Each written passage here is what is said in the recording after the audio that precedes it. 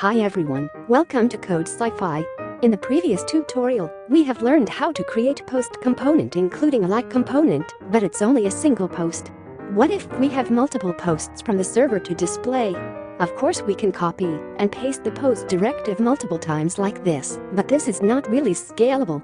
How many times should be enough? What if a user add or remove the post in real time? We need to programmatically display the list of posts instead of copying and pasting. We can dynamically update the list of posts by using ngFor. The overview of the template should be like this picture. The app component will contain multiple posts, and each post will be a parent of a like component. Before doing so, let's provide a list of posts in the app component.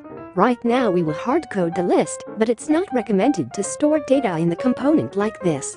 Later, we will learn about services and data should come from the services instead of hardcoding. In the constructor of the app component, we will have a list of objects. Each object has a property title and content. I'll put some random strings for now.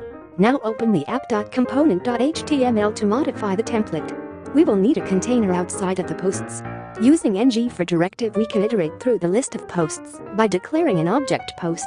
This means that for each post in the list, create a container div that contains a post directive. You can of course put the ngFor in the post directive, but in this case, I'll prefer having a container outside of each post.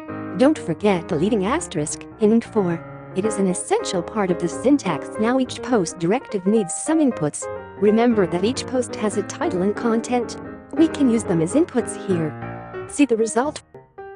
We can change the data in the list, and you can immediately see the update on the HTML. Whenever the list of the posts is updated by a user, this will automatically update the template immediately. That's it for today.